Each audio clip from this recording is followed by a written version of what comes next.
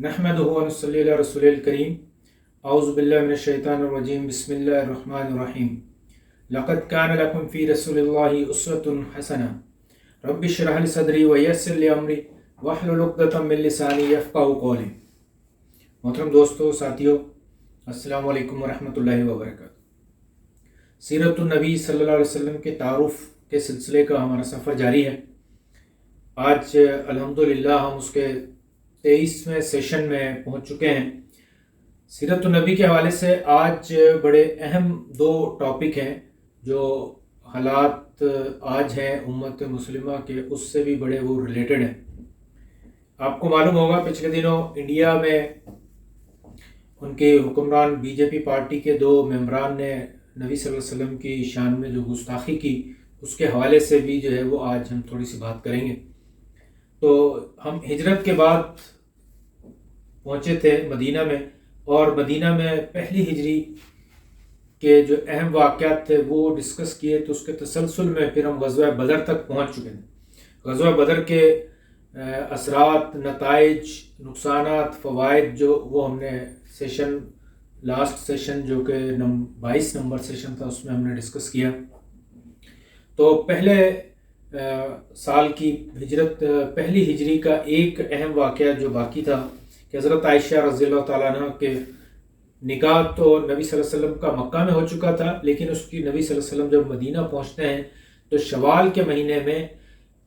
رخصتی ہوتی ہے حضرت عائشہ رضی اللہ تعالیٰ عنہ کی، وہ اپنے گھر سے نبی صلی اللہ علیہ وسلم کے گھر میں تشریف لے آتی ہیں۔ اس حوالے سے چند گزارشات آپ کے سامنے میں رکھنا چاہوں گا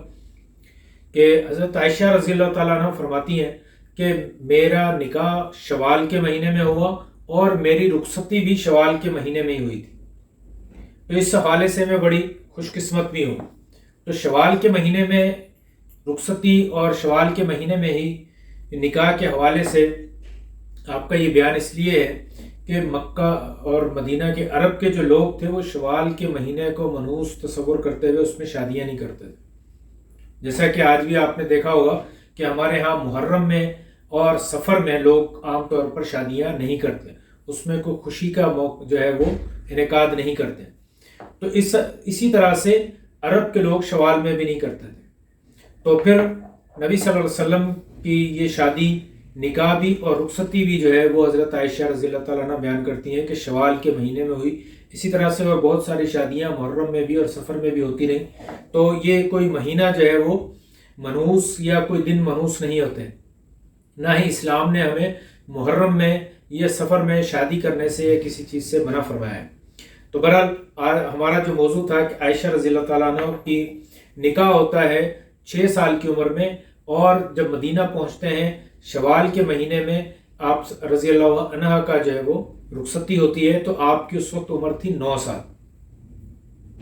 اس حوالے سے دیکھیں کہ دین کی تاسیس و شرع کے مرحلے میں حضرت عائشہ کی ضرورت۔ اصل میں حضرت عائشہ کے نکاح کو اتنی تفصیل سے کیوں بیان کیا جاتا ہے، اس کی کچھ وجوہات ہیں۔ آپ کا جو نکاح کم عمری میں یعنی 9 سال کی عمر میں جب رخصتی ہوئی ہے تو اس پر بہت سارے لوگ اعتراض کرتے ہیں، تو اس وجہ سے ان اعتراضات کو جواب دینے کے لیے آپ کی شادی کو، آپ کے نکاح کو اور رخصتی کو، آپ کی عمر کو، آپ کے حالات، واقعات، آپ کی زندگی کو زیادہ ڈسکس کیا جاتا ہے۔ اور اس کے علاوہ حضرت عائشہ رضی اللہ تعالیٰ عنہ کی تبلیغ اسلام میں بڑی زیادہ اہمیت بھی ہے۔ تو اسی حوالے سے ہم دیکھیں کہ دین کی تاسیس و شرع میں حضرت عائشہ کی کیا ضرورت تھی۔ دراصل عائشہ رضی اللہ تعالیٰ عنہ بچپن ہی سے بڑی ذہین اور فطین تھی۔ آپ معاملہ سمجھتی بھی تھی اور بڑی سلیقے سے بات چیت بچپن سے ہی کرتی تھی۔ تو اس وجہ سے نبی صلی اللہ علیہ وسلم بھی بیان کرتے ہیں، ایک صحیح بخاری میں بھی حدیث آتی ہے کہ فرشتے نے جو ہے وہ آ کر آپ صلی اللہ علیہ وسلم کو عائشہ رضی اللہ تعالیٰ عنہ کو دکھایا اور کہا کہ ان سے جو ہے وہ آپ کی شادی ہوگی۔ یعنی حضرت عائشہ سے شادی جو ہے وہ نبی صلی اللہ علیہ وسلم نے خود اپنی پسند سے نہیں کی تھی، بلکہ یہ اللہ کی پسند سے، یعنی اللہ کے حکم سے، اللہ کی اجازت سے یہ شادی ہوئی تھی۔ تو اس لیے یہ پسند یا نبی صلی اللہ علیہ وسلم کی خواہش نہیں تھی، یہ اللہ کی خواہش تھی، اللہ کی پسند تھی، اللہ کی طرف سے حکم تھا۔ تو یہ حکم کیوں تھا، اس کی کچھ وجوہات جو ہیں جو ہمارے سامنے آتی ہیں، اس پر ہم بات کر سکتے ہیں صرف۔ تو اس میں کیا تھا کہ عائشہ رضی اللہ تعالیٰ عنہ بچپن ہی سے ذہین و فطین تھیں، آپ ہوشیار بھی تھیں، چست بھی تھی، چلاک بھی تھی. تو اس لیے آپ کو خصوصی طور پر یہ چنا گیا کہ آپ عائشہ رضی اللہ عنہ نبی صلی اللہ علیہ وسلم کی زوجہ محترمہ امہات المومنین جو ہیں وہ میں سے ہوں. اس لیے آپ کو بچپن ہی سے یہ چنا گیا، اور پھر آپ نے بچپن ہی سے جو ہے وہ دین سیکھنا شروع کر دیا. یعنی 9 سال کی عمر سے ہی عائشہ رضی اللہ تعالیٰ عنہ جو ہے وہ دین سیکھ رہی ہیں، اور پھر نبی صلی اللہ علیہ وسلم کی وفات کے انتقال پر ملال کے بعد جو ہے وہ تقریباً نصف صدی تک، تقریباً 53 سال تک جو ہے وہ نصف صدی تک جو ہے وہ لوگوں کی تعلیم و تربیت کی ضرورت کو پورا کرتی رہی. دین میں بہت ساری ایسے معاملات، ایسی چیزیں بھی تھیں جن کے لیے عورت کا معلم ہونا بھی لازمی تھا. آپ صلی اللہ علیہ وسلم کی جو جتنی بھی دوسری بیویاں تھیں ان کا آپ کے ساتھ بہت کم وقت گزرا. یعنی خدیجہ رضی اللہ تعالیٰ عنہ کے بعد، جب خدیجہ رضی اللہ تعالیٰ عنہ تھی اس وقت دین کی بنیاد ہو رہی تھی، تو اس کے بعد باقی جو پیریڈ تھا جس میں دین کی تشریح کی گئی، یعنی احکامات کی تدریجاً جو ہے وہ نزول ہوئے، احکامات دیے گئے، تو اس وقت آپ کے ساتھ کون تھا؟ تو اس وقت آپ کے ساتھ اس طرح کی جو ذہین عورت جو تھی وہ صرف عائشہ رضی اللہ تعالیٰ عنہ ہی تھی. باقی جو امہات المومنین تھی وہ نہ صرف ضعیف بھی تھی، کمزور بھی تھی، بڑی عمر کی بھی تھی، اور پھر جو ہے وہ انہوں نے آپ کے ساتھ کم وقت بھی گزارا. تو آپ صلی اللہ علیہ وسلم کی زندگی میں ہم دیکھیں تو عائشہ رضی اللہ تعالیٰ عنہ نے جو سب سے زیادہ وقت گزارا، دین کو سیکھا اور پھر اس دین کو لوگوں تک پہنچایا. اسی سلسلے میں صحیح بخاری میں ایک اور روایت آتی ہے جو کہ عائشہ رضی اللہ تعالیٰ عنہ کی ضرورت کو بہت اچھی طرح سے واضح کر دیتی ہے. صحیح بخاری میں امام بخاری رحمۃ اللہ علیہ ایک روایت لے کر آئے ہیں کہ ایک انصاری عورت نبی صلی اللہ علیہ وسلم کے پاس آتی ہے، یعنی گھر میں آتی ہے، اور آ کر غسل حیض کے بارے میں سوال کرتی ہے. تو آپ صلی اللہ علیہ وسلم اس کو فرماتے ہیں، اس کو کہتے ہیں کہ کستوری لگی ہوئی روئی یا اون کا پھاہا لے کر اس سے جو ہے وہ اپنی طہارت حاصل کرو. اب وہ عورت سمجھتی نہیں ہے، وہ بار بار پوچھتی ہے کہ اس سے میں کیسے طہارت حاصل کروں، اس کی سمجھ میں نہیں آتا. اب نبی صلی اللہ علیہ وسلم جو ہے وہ یہی کہتے ہیں، پھر دوبارہ یہی کہتے ہیں کستوری لگی ہوئی روئی یا اون کا پھاہا لے کر اس سے طہارت حاصل کرو. تو وہاں عائشہ رضی اللہ تعالیٰ عنہ موجود تھی. عائشہ رضی اللہ تعالیٰ عنہ انہیں اس عورت کو اپنی طرف کھینچتی ہے اور اسے سمجھاتی ہے کہ خون نکلنے کی جگہ پر خوشبو لگا ہوا پھاہا رکھو. تو پھر جو ہے وہ عورت فوراً سمجھ جاتی ہے. یعنی اس حدیث سے یہ ہمیں ثابت ہوتا ہے، پتہ چلتا ہے کہ نبی صلی اللہ علیہ وسلم جو کہ معلم انسانیت ہونے کے باوجود فرط حیا کی وجہ سے ایک عورت کو یہ واضح الفاظ میں نہیں بتا پا رہے تھے، تو اس لیے عائشہ رضی اللہ تعالیٰ عنہ نے اس ضرورت کو، اس خلا کو پورا کرتے ہوئے عورتوں تک وہ پیغام جو ہے وہ پہنچا دیا، دین کا پیغام پہنچایا. تو اس سے ہمیں پتہ چلتا ہے کہ عائشہ رضی اللہ تعالیٰ عنہ نہ صرف ذہین تھی، معاملہ فہم بھی تھی، اور اس جو ضرورت تھی یعنی عورتوں کو دین سکھانے کی، نبی صلی اللہ علیہ وسلم کے گھریلو معاملات کو ان سب کو بتانے کے لیے ایک ایسی ذہین اور فطین عورت کا جو ہے وہ ہونا لازمی تھا. اسی طرح سے ہم دیکھیں تو عائشہ رضی اللہ تعالیٰ عنہ جو ہے ان کے جو احادیث ہیں وہ 2210 ان کی مرویات ہیں. یعنی صرف صحیحین میں جو متفق علیہ جو احادیث ہیں جن پر امام بخاری اور امام مسلم جو ہے وہ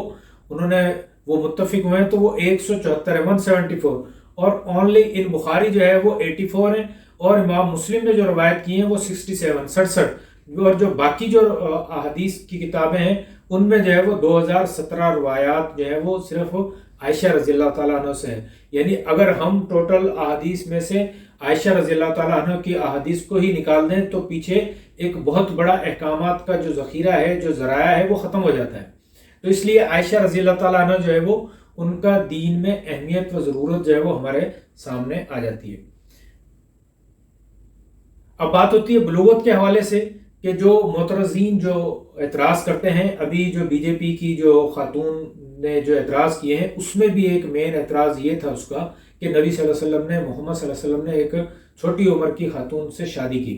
تو اس کا کہنے کا مقصد یہ تھا کہ نعوذ باللہ نبی صلی اللہ علیہ وسلم نے عیاشی کے لیے یا ایک عورتوں پر ظلم یہ کیا ہے اس طرح سے. لیکن ہم دیکھتے ہیں تو چند اس کے جو پوائنٹس اس کو ہم سامنے رکھیں کہ نبی صلی اللہ علیہ وسلم نے جو عائشہ رضی اللہ تعالیٰ عنہ سے 9 سال کی عمر میں جو شادی ہوئی ہے، رخصتی ہوئی ہے، تو اس کی کیا وجوہات تھیں. تو سب سے پہلے دیکھیں کہ بلوغت کی جو عمر ہے، بچی کی بلوغت کی جو عمر ہے وہ مختلف علاقوں میں، ممالک میں مختلف ہوتی ہے.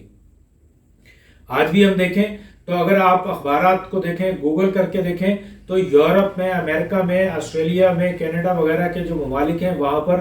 9 سال کی، 10 سال کی، 11 سال کی جو بچیاں ہیں وہ پریگننٹ ہو جاتی ہیں۔ اٹ مینس کہ وہ بالغ ہو چکی ہیں بچیاں۔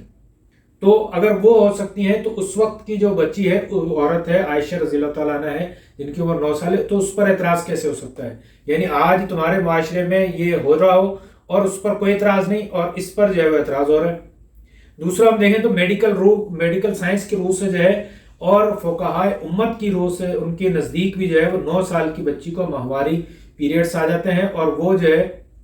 پوری طرح سے بالغ ہو چکی ہوتی ہے، ہو سکتی ہے 9 سال کی عمر، اس میں کوئی اچنبے کی بات نہیں ہے۔ اور باقی رہا عرب معاشرہ، تو اس میں یہ عام رواج تھا کہ وہ چھوٹی عمر کی بچیوں کی شادی کر دیتے ہیں۔ تو آپ دیکھیں کہ نبی صلی اللہ علیہ وسلم پر جو مشرکین مکہ تھے، جو مخالفین تھے، ایون عرب کے لوگ تھے، عیسائی بھی تھے، یہودی بھی تھے، ان میں سے کسی ایک نے بھی یہ الزام آپ صلی اللہ علیہ وسلم پر نہیں لگایا کہ آپ صلی اللہ علیہ وسلم نے جو ہے وہ عیاشی کے لیے یا جو ہے وہ اس سے جو نوجوان بچی سے شادی کی، یعنی کسی ایک نے بھی اعتراض نہیں لگایا۔ کیوں نہیں لگایا؟ کہ وہاں پر یہ عام روٹین کے معاملات تھے۔ ہم دیکھیں کہ نبی صلی اللہ علیہ وسلم کی زمانے میں جو بہت سارے صحابہ جو مسلمان ہوتے ہیں، وہ سارے صحابہ کیا ہیں؟ کسی کی 10 بیویاں ہیں، 8 بیویاں ہیں، چھوٹی عمر کی بچیاں، اس سے انہوں نے شادیاں کی ہوئی ہیں۔ تو یعنی عرب میں جو ہے وہ اس کا کوئی چھمبے کی بات نہیں تھی۔ اور عائشہ رضی اللہ تعالیٰ عنہ کی منگنی جو ہے، نبی صلی اللہ علیہ وسلم کے رشتہ بھیجنے سے پہلے ابو بکر صدیق نے، یعنی عائشہ کے والد نے، ایک معتم بن عدی کے بیٹے سے جو ہے وہ اس کی منگنی کی جا چکی تھی، لیکن وہ پھر نبی صلی اللہ علیہ وسلم اور ابو بکر کے مسلمان ہونے کی وجہ سے انہوں نے وہ منگنی سے انکار کر دیا، رشتے سے انکار کر دیا۔ تو پھر نبی صلی اللہ علیہ وسلم کے رشتے پر جو ہے وہ ابو بکر نے ہاں کر دیا۔ یعنی اگر یہ بری بات ہوتی یا اس کو کوئی لوگ عجیب اس کو سمجھتے، تو پھر یعنی نبی کے رشتے سے پہلے ہی 6 سال کی بچی جب ہوتی ہے، اس سے پہلے ہی اس کی منگنی ہو چکی تھی۔ اس کے علاوہ ایک اور جو بڑا اہم پوائنٹ ہے کہ ہجرت کے بعد عائشہ رضی اللہ تعالیٰ عنہ کے والد یعنی ابو بکر جو ہے وہ خود آ کے نبی صلی اللہ علیہ وسلم سے یہ درخواست کرتے ہیں کہ آپ ان کو، اپنی بیوی کو جو ہے وہ اپنے گھر میں لے آئیں اور اپنے گھر کو بسائیں۔ یعنی ابو بکر خود یہ سمجھتے تھے، یا ان کی بیوی نے ان کو بتا دیا تھا کہ اب ہماری بچی بالغ ہو چکی ہے، اب اس کی رخصتی کر دینی چاہیے۔ اور سب سے بڑی بات یہ کہ بچی کب بالغ ہوتی ہے، اس کے متعلق عائشہ رضی اللہ تعالیٰ عنہ کو خود کا یہ قول جو ہے وہ فرمان موجود ہے کہ جب بچی 9 سال کی عمر کو پہنچ جائے تو وہ کامل عورت ہے، یعنی وہ مکمل طور پر عورت بن چکی ہوتی ہے۔ اس لیے اس کے ساتھ ایک اور پوائنٹ یہ بھی ہے کہ رسول اللہ صلی اللہ علیہ وسلم کو اللہ تعالیٰ نے انسانیت کا معلم اور ہادی و رہنما بنا کر مبعوث فرمایا۔ اس لیے ہادی برحق کی زندگی، عام انسان کی زندگی کا اکثر حصہ جو ہے وہ گھر میں گزرتا ہے، تو ان کی نبی صلی اللہ علیہ وسلم کی زندگی کا ایک ایک گوشہ جو ہے وہ ہمارے لیے اسوہ حسنہ ہے، اس کے اوپر ہم نے عمل کرنا ہے۔ اطیع اللہ و اطیع الرسول کا جو ہمیں حکم دیا گیا ہے، اس کا مطلب کہ آپ صلی اللہ علیہ وسلم کی زندگی، یعنی نبوت کے بعد سے آپ کی کوئی پرائیویٹ زندگی نہیں تھی، وہ ساری پبلک لائف تھی، تو آپ کے گھر کے معاملات بھی لوگوں کو بتانے اور سمجھانے اور سکھانے تھے تاکہ لوگوں کے لیے یہ نمونہ بھی سامنے ہو۔ تو اس لیے لازمی تھا کہ نبی صلی اللہ علیہ وسلم کی زندگی کا کوئی گوشہ اوجھل نہ ہو، تو آپ کے گھر میں ایک ایسا انسان ہونا چاہیے جو نہ صرف دین کو سمجھے، معاملات کو سمجھے، اور پھر وہ آگے اچھی طرح سے بیان بھی کر سکے۔ لائٹ چلی گئی۔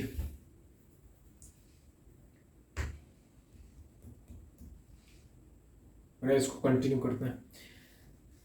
تو ایک اور چیز ہم دیکھتے ہیں کہ نبی صلی اللہ علیہ وسلم پر عائشہ رضی اللہ تعالیٰ عنہ کی فدویت، یعنی نبی صلی اللہ علیہ وسلم جو ہے وہ عائشہ رضی اللہ تعالیٰ عنہ سے بہت زیادہ محبت کرتے تھے۔ آپ ان کو پیار سے عائش کہتے تھے۔ عائشہ رضی اللہ تعالیٰ عنہ نبی صلی اللہ علیہ وسلم کے ساتھ نہ صرف خوش تھیں بلکہ بہت خوش تھیں۔ جب بہت سارے مواقع ایسے بھی آئے کہ جب اللہ تعالیٰ نے کہا نبی صلی اللہ علیہ وسلم کو کہ اگر ان بیویوں سے پوچھ لو، اگر یہ تم سے رخصت ہونا چاہیں، جانا چاہیں، تو ان کے معاملہ، ان کو کچھ لے دے کر ان کو رخصت کر دیں۔ لیکن جب نبی صلی اللہ علیہ وسلم نے سب سے پوچھا تو عائشہ رضی اللہ تعالیٰ عنہ نے کہا کہ میرا معاملہ آپ دوسری عورتوں سے ذکر نہیں کرنا۔ تو یعنی اس کا مطلب یہ تھا کہ عائشہ نہ صرف خوش تھی بلکہ رہنا بھی چاہتی تھی۔ تو آپ کے اور عائشہ رضی اللہ تعالیٰ عنہ کی عمر کے ڈفرینس کے ہونے کے باوجود عائشہ رضی اللہ تعالیٰ عنہ بہت خوش تھیں، اور بہت ساری احادیث ایسی آتی ہیں عائشہ رضی اللہ تعالیٰ عنہ اور نبی صلی اللہ علیہ وسلم ایک موقع پر جاتے ہیں اور دونوں دوڑ لگاتے ہیں، تو عائشہ رضی اللہ تعالیٰ عنہ جو ہے وہ جیت جاتی ہیں، اور پھر جو ہے وہ کچھ وقت کے بعد پھر نبی صلی اللہ علیہ وسلم اور حضرت عائشہ آپس میں دوڑ کا مقابلہ کرتے ہیں، دوڑ لگاتے ہیں، تو اس وقت نبی صلی اللہ علیہ وسلم عائشہ سے جیت جاتے ہیں، تو کہتے ہیں کہ عائشہ یہ اس جیت کا بدلہ ہے۔ یعنی یہ دیکھیں کہ دونوں میں محبت دیکھیں، دونوں کے تعلقات دیکھیں، اور دونوں کس طرح سے وہ ایک ساتھ خوش ہیں۔ تو جب ان کو کوئی مسئلہ نہیں، کوئی پریشانی نہیں، تو آج کے معترضین کو اس پر کیا اعتراض ہو سکتا ہے؟ اور پھر اعتراض بھی دیکھیں کہ آپ لوگ اپنے مذہب کو پڑھتے نہیں ہیں، آپ کے اپنی کتابوں میں کیا لکھا ہے، ذرا اس کو اٹھا کر دیکھیں۔ ہندو مذہب کی جو کتاب ہے بھگوت گیتا، اس میں منو مہاراج تناسب عمر کے حوالے سے ہدایت فرماتے ہیں کہ، اور اس میں استثنائی صورت میں اس امر کو جائز قرار دیتے ہیں۔ شلوک نمبر 88 میں وہ کیا کہتے ہیں کہ اپنے کل یعنی خاندان اور برادری میں بہت اچھا اچارج یعنی ہندو مذہبی عالم اور خوبصورت اور ہم قوم لڑکا ملے، تب لڑکی چھوٹی بھی ہو یعنی بیاہ کے لائق نہ ہو تو بھی اس کا بیاہ اس شاستر سے یعنی ہندو قانون کے مطابق، بیاہ شاستر کے مطابق جو ہے وہ کر دینا چاہیے۔ یہ اس کے صفحہ نمبر 346 اشوک نمبر 88 میں یہ ساری چیزیں یعنی اس میں لکھا ہوا ہے۔ یعنی نبی صلی اللہ علیہ وسلم کی شادی جو ہے وہ انہی ہندو مذہب کی جو مذہبی کتابیں ہیں اس کے مطابق ہوئی ہے۔ اگر کہا جائے، اگر اس پر کوئی اعتراض نہ کرے تو میں یہ کہوں گا کہ نبی صلی اللہ علیہ وسلم کی شادی ہندو مذہب کی کتابوں کے مطابق ہوئی ہے۔ یعنی آپ نے، نبی صلی اللہ علیہ وسلم نے تو ہندو مذہب کی کتابوں پر عمل کر کے دکھایا، تو پھر اعتراض کیسا؟ تو ابھی یہ جو بلاسمی ہوئی ہے، جو نبی صلی اللہ علیہ وسلم کی شان میں گستاخی کی گئی، یہ ہے دراصل انہوں نے اپنے مذہب کو بھی نہیں پڑھا ہوا۔ اسی طرح سے ہم بائبل کو بھی پڑھیں تو اس میں بھی ایسے بہت سارے اشارے ہمیں مل جاتے ہیں، ایسی ان کے آیات اس میں ہمیں مل جاتی ہیں جس میں اس شادی کو، اس قسم کی شادی کو جو ہے وہ بالکل منع نہیں کیا گیا۔ تو یعنی میڈیکل رو کے تحت بھی اس میں کوئی مسئلہ نہیں ہے، مختلف جو مذاہب ہیں اس میں بھی کوئی مسئلہ نہیں ہے، اور عرب معاشرے میں بھی کوئی مسئلہ نہیں ہے، تو پھر یہ اعتراض کیسا؟ اور اگر یہ اعتراض کیا جائے کہ نبی صلی اللہ علیہ وسلم نے عیاشی کے لیے، شہوت پرستی کے لیے شادی کی، تو شہوت پرستی کے لیے جو آئیڈیل عمر ہوتی ہے وہ 20 سے 40 سال کی عمر ہوتی ہے، آج بھی ایسا ہی ہے۔ لیکن ہمارے اور نبی صلی اللہ علیہ وسلم نے کیا کیا کہ 25 سال کی عمر میں شادی کی، وہ بھی اس عورت سے جو کہ 2 دفعہ بیوہ ہو چکی تھی، اور اس کی عمر کتنی ہے؟ 40 سال۔ اور پھر 50 سال تک کوئی شادی نہیں کی، یعنی 50 سال تک جو کہ عمر تھی عیاشی کی، اس عمر تک جو ہے وہ آپ صلی اللہ علیہ وسلم نے کوئی شادی نہیں کی۔ اب 50 سال کی عمر میں شادی ہوتی ہے، اور 54 سال کی عمر میں جو ہے وہ پھر رخصتی ہوتی ہے۔ تو 54 سال کے شخص کے اوپر یہ الزام لگانا تو یہ انتہائی نامناسب بات ہے، بلکہ انسان کی لا علمی اور جہالت اس سے جو ہے وہ ظاہر ہوتی ہے۔ ہم چاہے دنیاوی کتنے بھی طور پر جو ہے وہ ماڈرن بننے کی کوشش کریں، لیکن جب بھی حقائق و واقعات سے دور نکلیں گے تو پھر یقیناً جو ہے وہ ایسے شخص کو ہم جاہل ہی کہہ سکتے ہیں۔ اس سے پہلے ویڈیو میں نے جاہل اور بیوقوف کا جو فرق ہے وہ ڈسکس کیا تھا۔ تو ایسا شخص جاہل ہوتا ہے جو کہ حالات، واقعات، معاملات اور دلائل کو دیکھنے کے باوجود اپنی ضد پر اڑا رہے، اور صرف جو ہے وہ اپنی انا کی وجہ سے اس ضد پر اڑا رہے کہ نہیں میں صحیح ہوں، جبکہ سارے حالات اس کے مخالف ہوں۔ تو عقل مند شخص وہی ہے جو کہ دلائل کو دیکھ کر بات کو سمجھ جائے۔ تو یہ ایسے لوگوں کو میں یہ دعوت دیتا ہوں کہ آپ لوگ دیکھیں، سمجھیں، غور کریں کہ معاملات ہیں کیا۔ تو سر ولیم مور جو کہ سب سے بڑے مستشرق ہیں، جنہوں نے نبی صلی اللہ علیہ وسلم پر موجودہ دور میں سب سے بڑے جو ہے وہ اعتراضات کیے، سب سے زیادہ آپ کے خلاف لکھا، تو سر ولیم مور کی جو کتاب اس میں بھی آپ اٹھا کر دیکھیں تو انہوں نے نبی صلی اللہ علیہ وسلم کے پاک باز ہونے، آپ صلی اللہ علیہ وسلم کے اخلاق اور جو ہے وہ با حیا ہونے کی جو ہے وہ تمام اس نے تعریف بھی کی ہے، اور کوئی ایک بات کہیں پر بھی وہ ایسی نہیں لکھ سکا، کہہ سکا جس سے آپ صلی اللہ علیہ وسلم کے حیا کے بارے میں، آپ کی شرم و عصمت کے بارے میں، آپ کی پاک بازی کے بارے میں کوئی سوال اٹھایا جا سکے۔ تو غرض یہ کہ عائشہ رضی اللہ تعالیٰ عنہ سے جو نبی صلی اللہ علیہ وسلم کا نکاح تھا، جو شادی تھی، وہ اللہ کی مرضی اور منشا تھی، اور نبی صلی اللہ علیہ وسلم نے اس اللہ کی مرضی اور منشا کے مطابق شادی کی، اور یہ شادی دین کے لیے انتہائی ضروری اور اہم تھی۔ ہم نے دیکھا کہ عائشہ رضی اللہ تعالیٰ عنہ 2210 احادیث یعنی دین کا ایک بڑا حصہ، اور یہ سب سے زیادہ حصہ ہے عائشہ رضی اللہ تعالیٰ عنہ کی طرف سے احادیث کو بیان کرنا، یعنی نبی صلی اللہ علیہ وسلم کی زندگی کو بیان کرنے کا۔ تو ہم کیسے جو ہے وہ اس پر، جو کہ یہ ساری جو ارینج میرج ہم کہتے ہیں نا، تو یہ ساری ارینج میرج اس لیے تھی کہ اللہ کے دین کو جو ہے وہ آگے تک لوگوں تک پہنچانا تھا، تو اس لیے یہ میرج ارینج کی گئی تھی اللہ کی طرف سے. Thank you very much. ابھی ویڈیو کے آخری حصے میں ریکارڈنگ کے دوران لائٹ چلے گی تو یہ 5-7 منٹ کا جو ہے اس میں تھوڑا سا برائٹنیس میں فرق آ گیا ہوگا، جس کے لیے میں معذرت خواہ ہوں. آخر میں اللہ تعالیٰ سے دعا ہے کہ اللہ تعالیٰ ہمیں نبی صلی اللہ علیہ وسلم کی سیرت کو سمجھنے اور اس پر عمل کرنے کی توفیق عطا فرمائے. وآخر دعوانا ان الحمد للہ رب العالمین. السلام علیکم ورحمۃ اللہ وبرکاتہ.